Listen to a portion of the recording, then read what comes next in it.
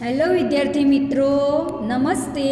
આજે આપણે વિષય ગુજરાતીમાં લેક્ચર 8માં એક સરસ મજાનો પાઠ છે, સંવાદ છે, એ આપણે જોઈશું. જુઓ, તમને ચિત્રમાં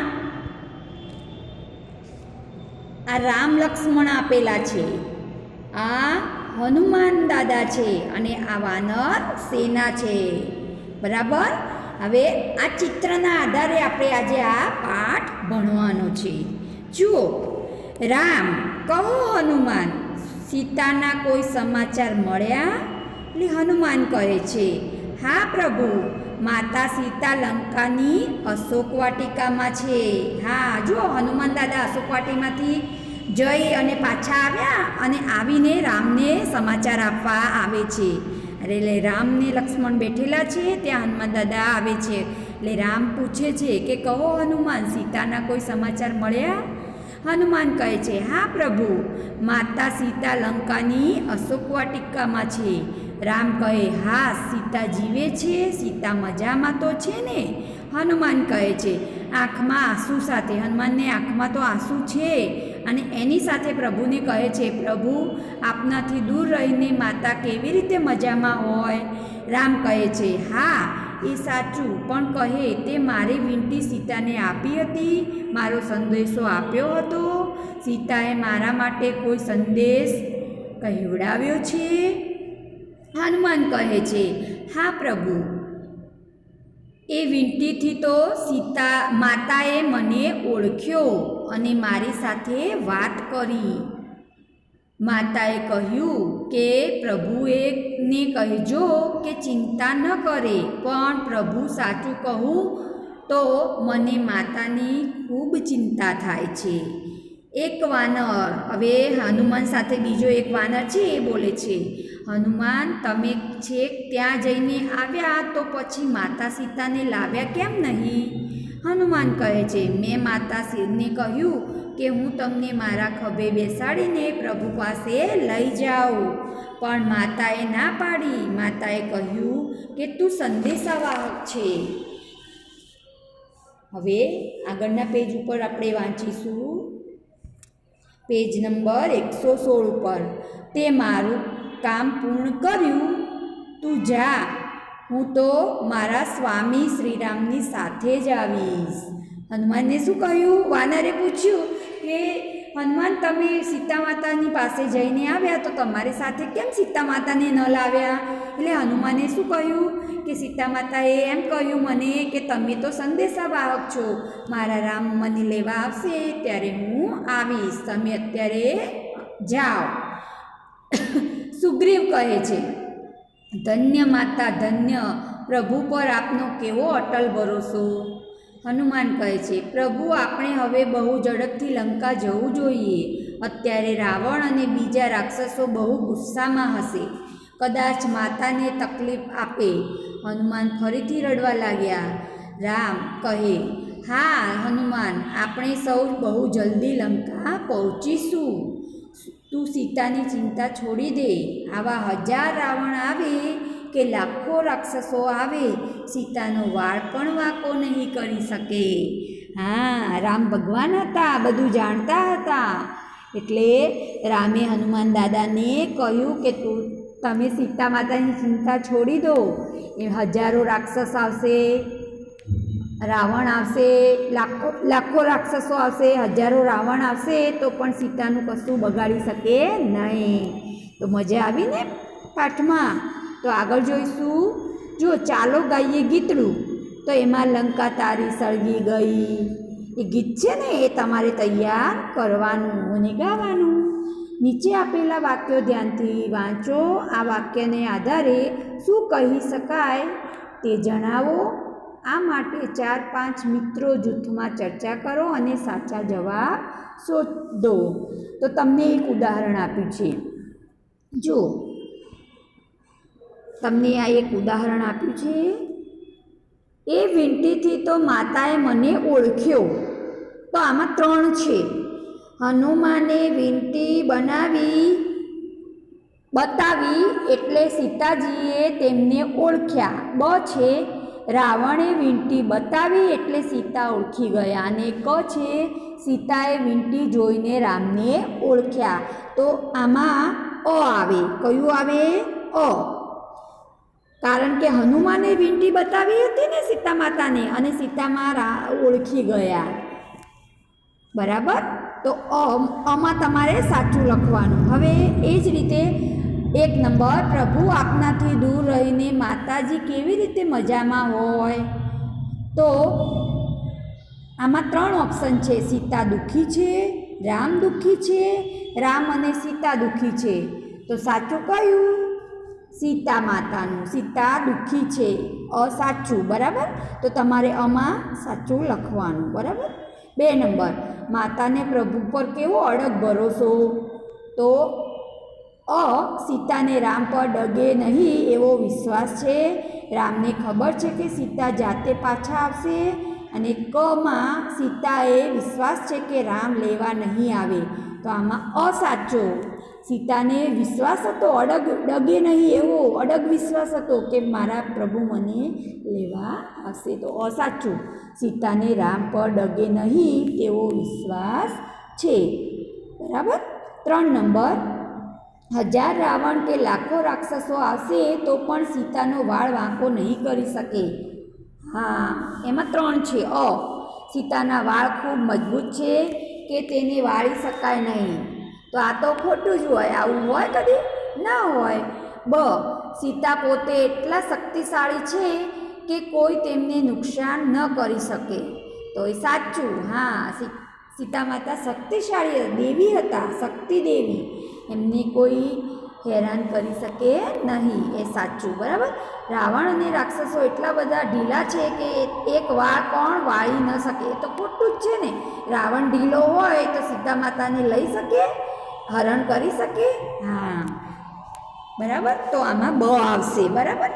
હવે 4 નંબર આગળના પેજ ઉપર આપણે જોઈશું. પેજ નંબર 117 ઉપર. સાહેબ ગીત ગાય એટલે બધું કામ પડતું મૂકી એમને જ સાંભળતા રહીએ. તો એમાં 3 છે. સાહેબ બહુ સરસ ગાય છે એટલે સાંભળવાની ખૂબ મજા આવે છે. હા, આ સાચું છે. સાહેબ એટલું ધીમું ગાય છે કે એટલે આપણે સાંભળવા માટે બીજા કામ બંધ કરવા પડે. તો એ બરાબર નથી. બીજા કામ એટલા ખરાબ છે કે એના કરતાં તો સાહેબનું ગીત સાંભળવું સારું. એ પણ યોગ્ય નથી. એટલે પહેલું સાચું. એ સરસ ગાય છે એટલે આપણને સાંભળવું ગમે છે. હવે 5 નંબર, રોહન દોડે તો સસલાને પણ પાછળ પાડી દે. તો એમાં રોહન સસલા જેટલી ઝડપથી દોડે છે. સસલું ધીમે ધીમે દોડે છે. અને ક છે રોહન સસલા કરતાં પણ વધુ ઝડપથી દોડી શકે છે. હા, તો રોહન સસલા જેટલી ઝડપથી દોડતો નથી, પણ રોહન સસલા કરતાં પણ વધુ ઝડપથી દોડી શકે છે. એ સાચું. બરાબર? ક, જૂથમાં કામ કરો. વાર્તાના ચિત્રો ધ્યાનથી જુઓ. તમને ચિત્રમાં શું શું દેખાય છે તેની ચર્ચા તમારા મિત્ર સાથે કરો. ચર્ચા કર્યા બાદ મિત્રો સાથે મળીને આ ચિત્રો વિશે 3 વાક્યનો ફકરો લખો. તો જુઓ, ચિત્રમાં રામ, લક્ષ્મણ, હનુમાન અને સુગ્રીવ છે. રામ હનુમાનને સીતાના સમાચાર પૂછે છે. હનુમાન રામને સીતાના સમાચાર આપે છે. હનુમાન કહે છે કે રામની વિનંતીથી સીતા માતા તેમને ઓળખી ગયા. રામના વિયોગમાં સીતા માતા દુઃખી છે. બરાબર? હા.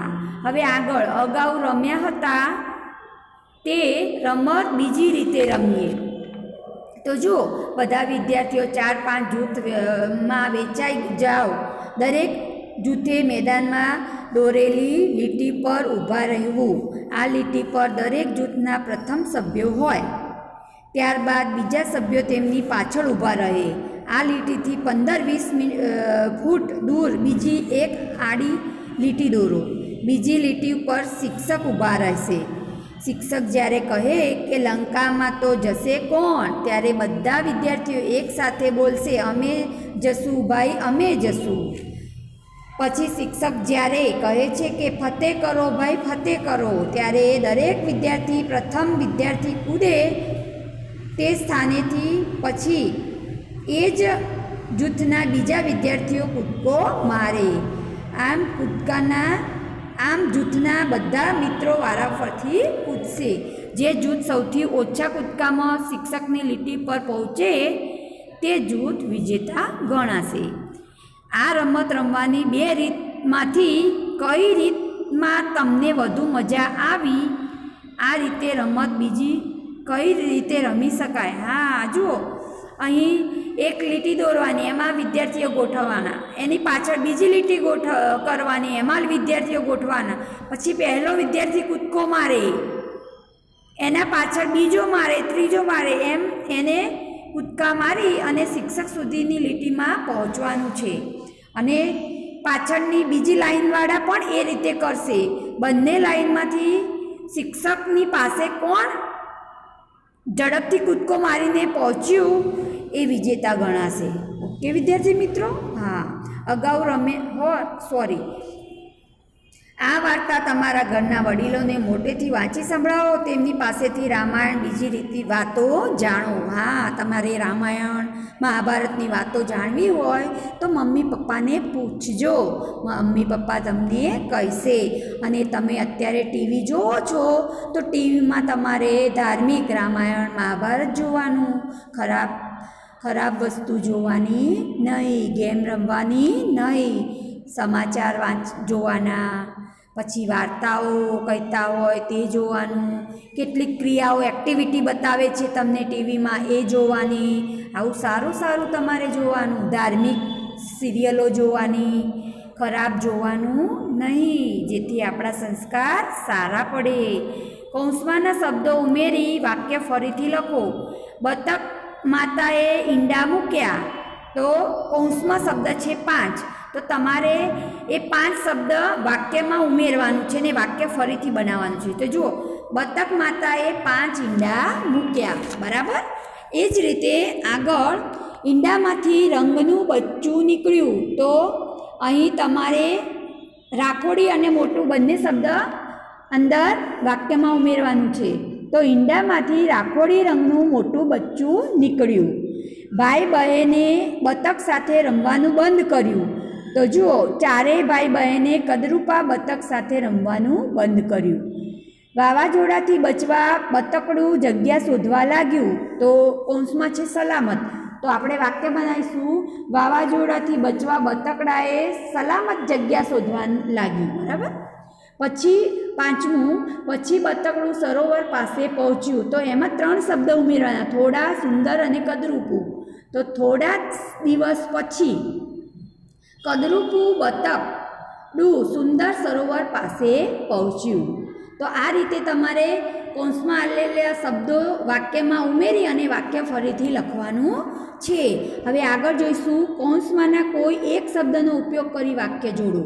તો જુઓ, વાનરસેના એક ડાળથી બીજા ડાળે કૂદે, વાનરસેના ફળ ખાય.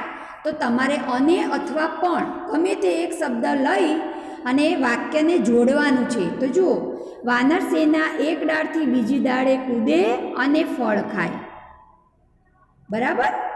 હા, પણ ફળ ખાય એ યોગ્ય નહીં, અને ફળ ખાય, બરાબર. હવે જુઓ બીજું વાક્ય, મારાથી હવે નહીં દોડાય, હું થાકી ગયો છું. તો તમારે અહીં 2 શબ્દ આપ્યા છે, પણ અથવા કારણ કે. તો મારાથી હવે નહીં દોડાય કારણ કે હું થાકી ગયો છું. હવે ત્રીજું, જગ્ગુની પકડ છૂટી ગઈ, બધા વાંદરા પાણીમાં જઈને પડ્યા. તો અહીં 2 શબ્દો આપ્યા છે, કારણ કે અથવા તેથી. તો અહીં તમારે યોગ્ય શબ્દનો ઉપયોગ કરીને વાક્યને જોડવાનું છે. તો જગ્ગુની પકડ છૂટી ગઈ, તેથી બધા વાંદરા પાણીમાં જઈને પડ્યા. ઓકે. હંસને ધ્રાસકો પડ્યો, હવે કાચબો મરી જશે. તો અહીં 2 શબ્દો આપ્યા છે, કે અથવા પણ. તો તમારે એ 2માંથી જે યોગ્ય શબ્દ હોય એ લઈ અને તમારે વાક્યને જોડવાનું છે. તો જુઓ, હંસને ધ્રાસકો પડ્યો કે હવે કાચબો મરી જશે. આગળ, કાચબાભાઈ તો છેક ઊંચેથી પડ્યા, મરી ગયા નહીં, તેમણે પેરાશૂટ પહેરેલું. તો અહીં અને અથવા છતાં અથવા કારણ કે. તો અહીં તમારે બે શબ્દોનો ઉપયોગ કરવાનો છે. જુઓ, કાચબાભાઈ તો છેક ઊંચેથી પડ્યા છતાં મરી ગયા નહીં. તો અહીં છતાં શબ્દનો ઉપયોગ કર્યો કારણ કે તેમણે પેરાશૂટ પહેરેલું. તો અહીં તમને છતાં અને કારણ કે બે શબ્દોનો ઉમેરો કરીને વાક્યને જોડ્યું છે. હવે તમારે નીચેનું મોટેથી ગાવાનું. પૂંછડી હોય તો ડાહ્યો થાવ, નહીતર હું રઘવાયો થાવ. પાંખ નહીં પણ આભે ઉડું, કહેશો તમે હું કોણ છું. મજા આવી ને? હા, હવે હસો. તમને સંવાદ આપેલો છે. છોકરાઓ છે અને સંવાદ કરે છે. વંદના, આખા દિવસનું સૌથી અઘરું કામ મારે બ્રશ કરતાં પહેલાં જ કરવું પડે છે. મેઘા કહે છે, એવું તે કયું કામ? વંદના કહે છે, સવારે ઊંઘમાંથી જાગવું પડે છે. હા, હસવું. મજા આવી ને? હા, તો તમારે અહીં મેં જે પ્રશ્નોના જવાબ લખ્યા છે એ તમારે તમારી ગુજરાતીની નોટમાં